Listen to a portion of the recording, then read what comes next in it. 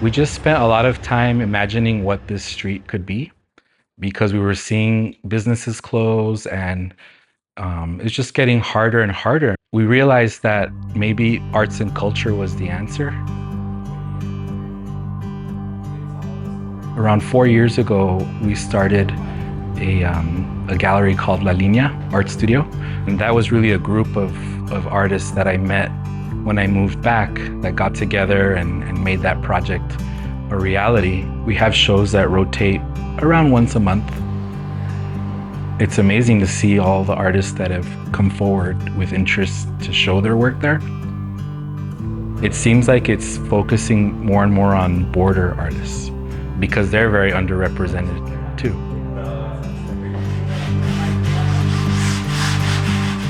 Evan asked me if I wanted to have a show at Lilianna, and I said yes. We met in Patagonia. She invited me over to her studio, which is around the block.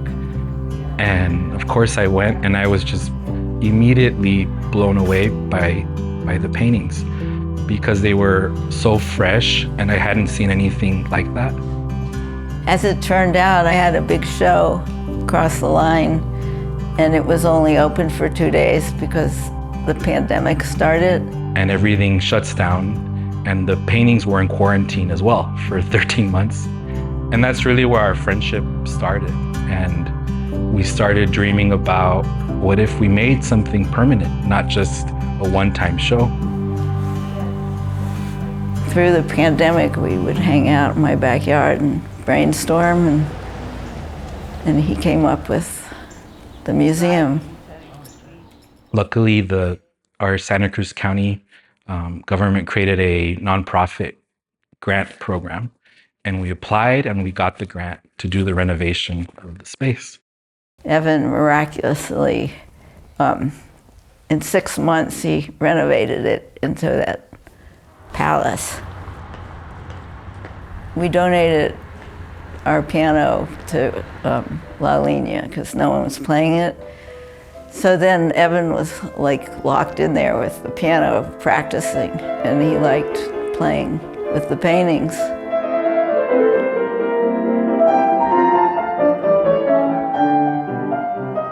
As a musician, I'm a pianist. We're always thinking about what is this music about? What does it all mean? So when you see the looks on their faces, sometimes they give you answers. So I might be playing the piano behind me, and as I'm playing, I see a face and realize, hey, that's what this is about. So it's all about how the humanity within every person and everything they feel and how we relate to each other. Paula paints her life experiences and the people she knows and that she's met. And it's been very fascinating to witness her process because often a painting as she's working on it will evolve depending on what's going on in her life. So all of the paintings have layers of symbolism and meaning, and people find their own stories within them too.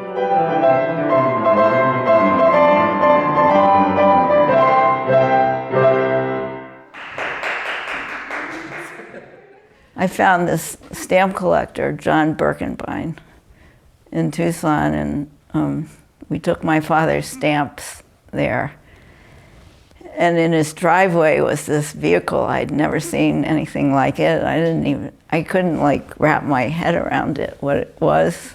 It just came out of my mouth. I said, "Are you selling that?"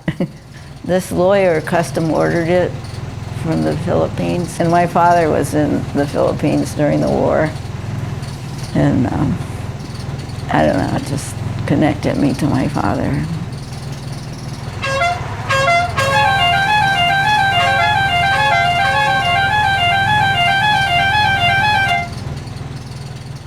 The paintings all talk to each other and relate to each other. So it's really a universe that she's created within her palette, her colors, the people she paints, the faces. And it's, for me, and I think she would agree, it's all about the expressions on their faces. And to create those from memory is quite astounding. There's a painting at my house of my mother that I could never draw or paint her when she was alive, but after she died, I did a painting of her from memory, and the computer recognized her.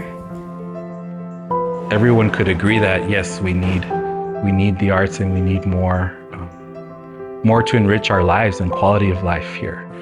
I want Morley Street to be revitalized and be just a vibrant arts district. It is frustrating to see what the national narrative is and the way people talk about the border with never having even visited or seen it for themselves. I think that eventually we will redefine what the border is as we outreach and let people know what we're about. Like this project here with the museum, with Paula's artwork. It's a way also for young people to be proud of their home. And that's always very, very important, I think, because then it inspires them to do something and to create the home that they want to see. Hi, I'm Tom McNamara, host of Arizona Illustrated. Thank you for watching this story from our show.